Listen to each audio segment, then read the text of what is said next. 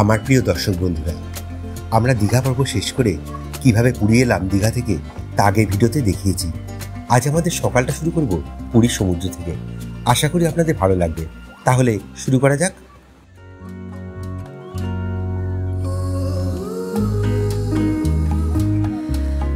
ভোরবেলা পুরী পৌঁছে আমরা সোজা উঠেছিলাম ভারত সেবাশ্রমে, আর সেখান থেকে তাড়াহুড়ো করে চলে এলাম সমুদ্রের বিচে, নইলে সূর্যোদয়টা মিস হয়ে যাবে যে। আমাদের মতো যারা অল্প দিনের জন্য পুরী বেড়াতে আসেন তাদের কাছে প্রত্যেকটা মুহূর্ত কিন্তু অনেক দামি। প্রতিটা মিনিট, প্রতিটা ঘন্টা খুব মূল্যবান হয়ে ওঠে এই সমস্ত দৃশ্যকে উপভোগ করতে, আর তা আপনাদের কাছে সঙ্গে শেয়ার করতে তো আরও বেশি ভালো লাগে। পুরীর সি বিচ, প্রতিদিন হাজার হাজার পর্যটকরা এখানে এসে ভিড় করে। সকাল থেকে রাত পর্যন্ত সব বয়সের মানুষের সাথেই গুঞ্জন করে। ভগবান জগন্নাথের ভক্তরাও পুরীর সমুদ্রে এসে স্নান করে মন্দিরে যান, কারণ এটি আমাদের বিশ্বাস যে পুরী সমুদ্রে ডুব দেওয়া মানে ভগবানকে শ্রদ্ধা করার মতনই। সকাল হোক, সন্ধ্যা হোক বা রাতে, সমুদ্রের ঢেউয়ের তীরে আছড়ে পড়ার দৃশ্য, ঢেউয়ের শব্দ এবং সমুদ্র থেকে অবিরাম মনোরম বাতাস এই জায়গাটিকে আরও দুর্দান্ত এক গন্তব্য করে তোলে।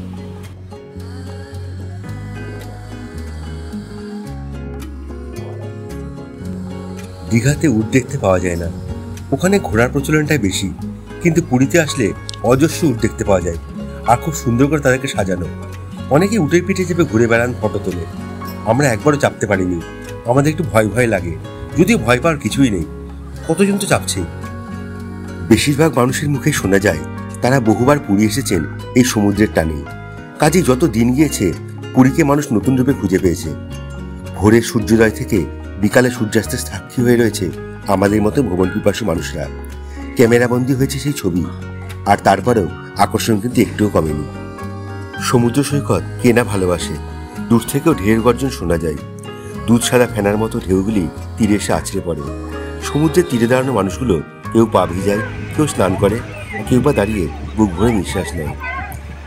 একবার এই সমুদ্রে নামলে মনে হয় আরও কিছুক্ষণ থেকে যায়। গতবার যখন পুরী এসেছিলাম তখন পুরীর সি বিচ বেশ অপরিষ্কারই ছিল। খুব খারাপ লাগতো দেখে, বিভিন্ন প্লাস্টিক প্যাকেট, ডাব, বোতল পড়ে থাকতো। কিন্তু এবছর এসে দেখছি সেসব আর নেই, একদম পরিষ্কার পরিচ্ছন্ন সি বিচ। যাক, সরকার যে এখনকার সেই উদ্যোগটা নিয়েছেন সেটা দেখে বেশ ভালোই লাগলো। ওই যে যেটা বলছিলাম, উটের পটিটাকেও বিচ থেকে তুলে ফেলছে সেই উটেরই মালিক। বুঝতে বাকি রইল না যে এখানকার সাধারণ মানুষ এখন যথেষ্ট সচেতন এখন এই বিচ পরিষ্কার পরিচ্ছন্ন রাখতে।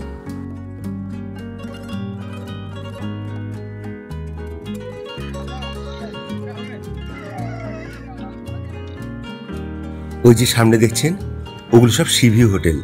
শ্রীগাল, পুলিনপুরি, সোনালী, বাণীভবন, এইসবগুলোই। ওগুলোর ভাড়া কিন্তু অনেক বেশি। আর পুরীতে এখন সিজন অফ সিজন বলে কিছুই নেই, সারা বছরই মানুষের ভিড়।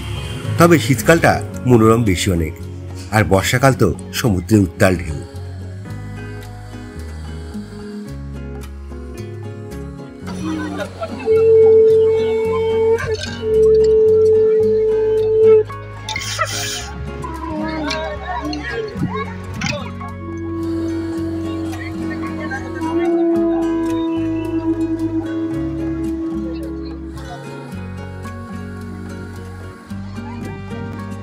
কি দেখে কি মনে হচ্ছে? সমুদ্র দেখে কবে যাব আবার? চিন্তা করছেন কেন? টিকিটটা কেটে ফেলুন, আর জয় জগন্নাথ বলে ট্রেনে উঠে পড়ুন, আর বেরিয়ে পড়ুন পুরীর উদ্দেশ্যে। খরচ যে খুব বেশি তা কিন্তু না, একদম একটা সাধ্যের মধ্যেই।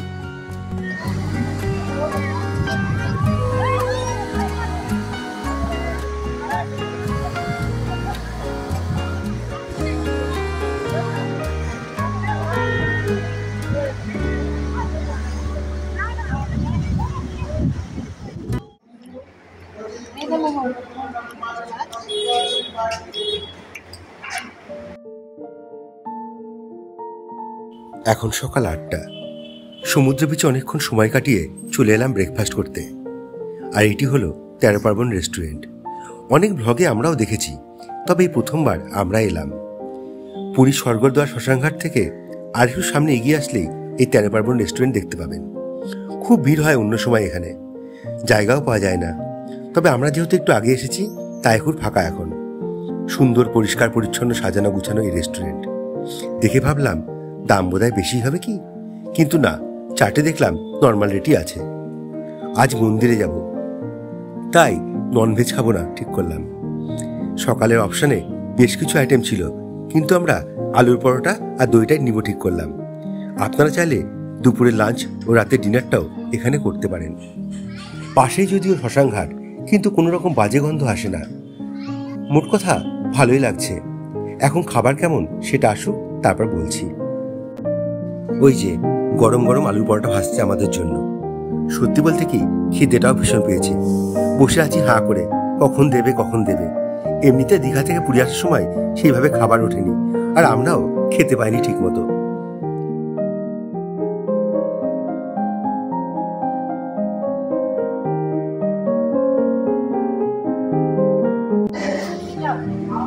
আলুর পরোটা, আচার আর দই।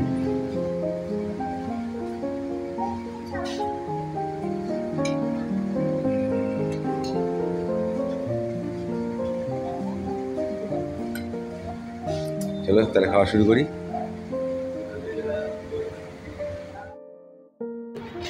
ব্রেকফাস্ট করে একটি রিক্সা ভাড়া করে চললাম জগন্নাথ মন্দিরের উদ্দেশ্যে। ভাড়া নিল 60 টাকা। মন্দিরে যাওয়ার জন্য অটো আর রিক্সা এই দুটোই পাওয়া যায়, কিন্তু অটো মন্দির অবধি আসে না, রিক্সা আসে। তাই রিক্সা করেই এলাম একদম এই অবধি।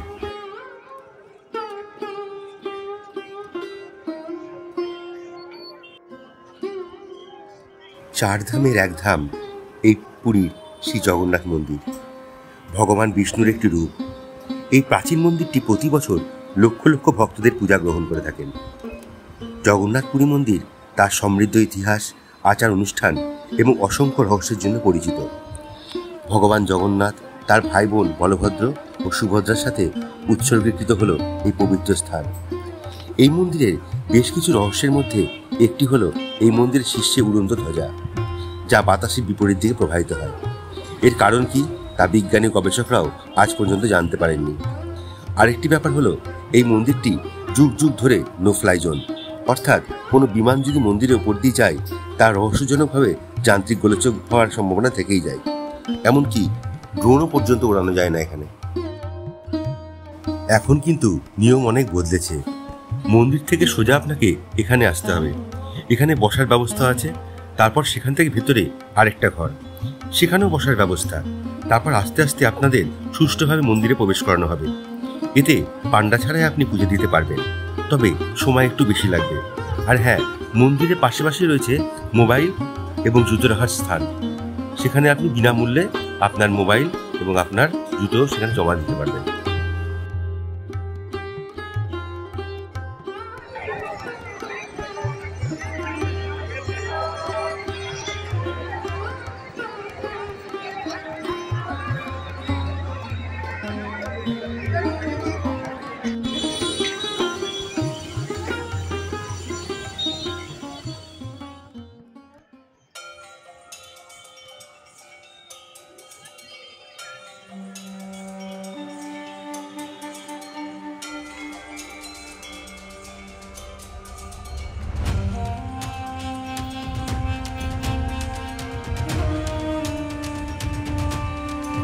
এটি হলো মন্দিরের সিংহদুয়ার।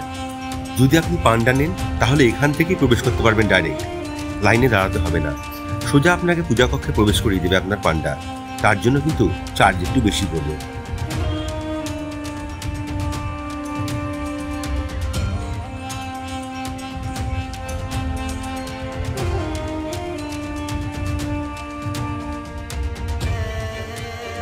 ওই দেখুন কত পান্ডা রয়েছে এখানে। আমাদের 500 টাকা বলেছিল, আমরা নিইনি, পান্ডা ছাড়াই পুজো দিয়েছি। 2 ঘন্টা মাত্র সময় লেগেছিল।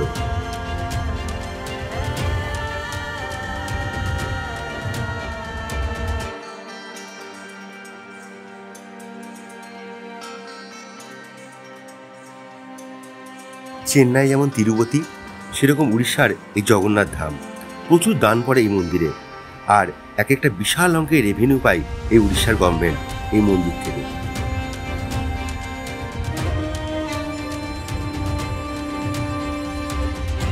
এই জগন্নাথ মন্দির খোলা হয় ভোর 5টা থেকে আর বন্ধ হয় রাত 11টায়।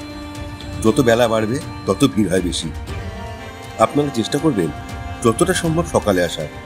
মন্দির চত্বরের ভেতরে কিন্তু বসে প্রসাদ ভোগ খাওয়ার ব্যবস্থা আছে, আপনারা চাইলে সেখান থেকেও প্রসাদ নিতে পারেন। প্রসাদ মূল্য থাকে 50 টাকা, 100 টাকা এবং 150 টাকা। সে ভারী সুন্দর খেতে।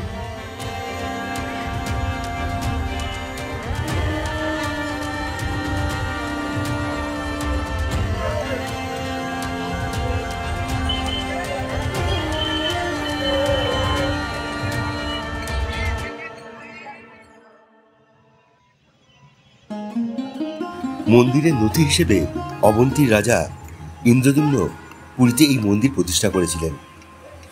আর তারপর এই জগন্নাথ মন্দিরকে প্রায় 18 বার আক্রমণ ও লুণ্ঠন করা হয়েছে।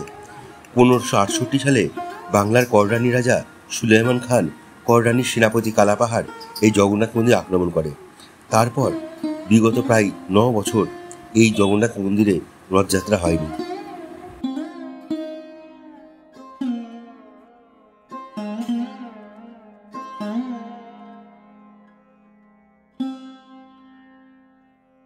মন্দির তো দর্শন করা হলো, এখন আমরা আবার ফিরে যাব ভারত সেবাশ্রমে, যেখানে আমরা উঠেছি।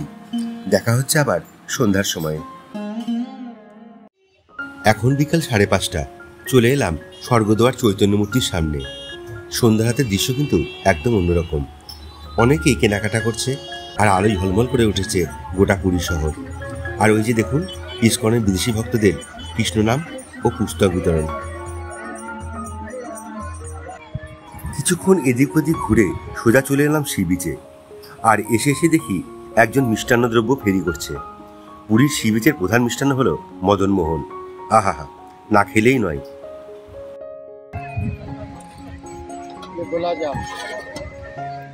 দেখতে পাচ্ছেন মদনমোহন, রসগোল্লা, ছানার গজা। আচ্ছা, তুমি দুটো মদনমোহন দাও আর দুটো ছানা পোড়া দাও। হ্যাঁ,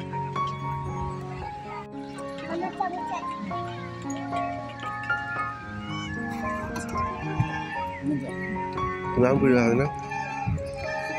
কত গো? 40 টাকা।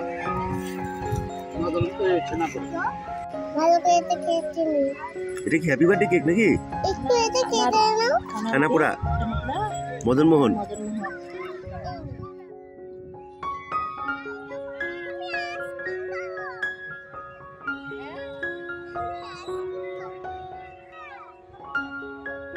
পুরীর রাতের বিচ মার্কেট এখন জমজমাট।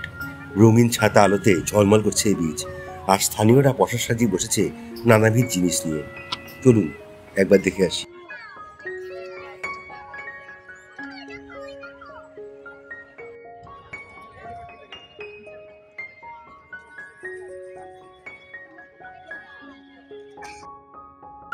আমরা এখন আছি একদম সি বিচের জলের ঢেউয়ের কাছে। একটু পা ভেজানোর জন্য এসেছিলাম। আর এখান থেকে মেরিন ড্রাইভের দৃশ্যটা শুধু একবার দেখুন, কেমন লাগছে কমেন্ট করে অবশ্যই জানাবেন।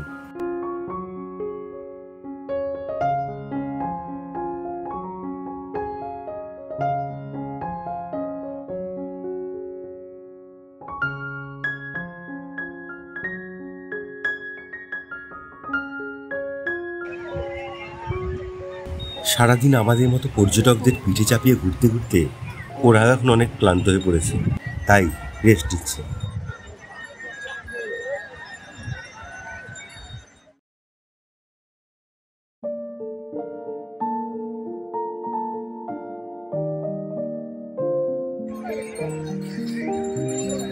চলুন মার্কেটের ভেতরটা আপনাদের এবার তো দেখিয়ে নিয়ে আসি। আপনারা হয়তো এখানে অনেক কিছু স্মৃতি হিসেবে বাড়ির জন্য কিনে নিয়ে গিয়েছেন। আর মূলত সবাই বাড়ি ফেরার দিনই সবাই এই কেনাকাটিটা করে থাকে। আজ তো আমাদের প্রথম দিন, তাই আজ শুধু ঘুরে দেখা।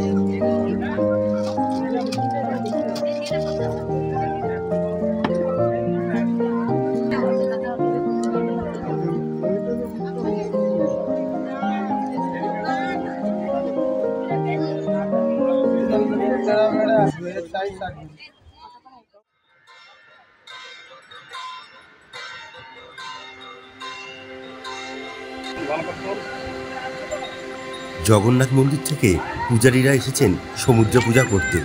প্রতিদিনই পূজা হয় না, আজ বিশেষ কোনো দিন হয়তো হতে পারে, তাই আমরাও দেখার জন্য ভিড়ের মধ্যে দাঁড়িয়ে পড়লাম।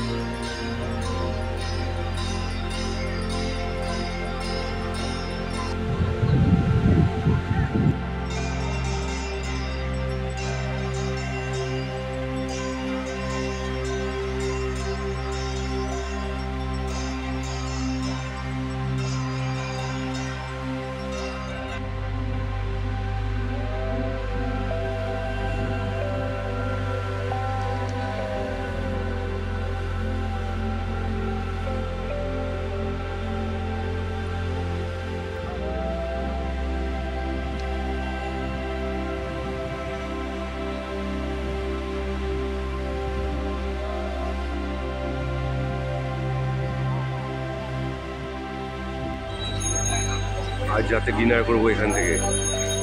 বিদেশ ঘাট অনেক পুরনো রেস্টুরেন্ট এটা, আপনারা যারা পুরী এসেছেন সকলে নিশ্চয়ই চেনেন এই রেস্টুরেন্টটা।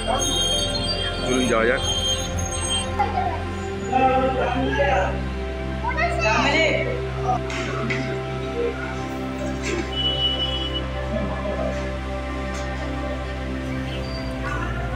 দুটো ভেজ থালি নিলাম, দাম ওই 90 টাকা। রান্নাবান্না কিন্তু খুবই টেস্টি এখানকার বিদেশ ঘরে। আজ মন্দিরে পুজো দিয়েছিলাম তো, তাই সারাদিনই নিরামিষ আহার করেছি, তাই এখানে সেই নিরামিষ আহারটাই অর্ডার করলাম।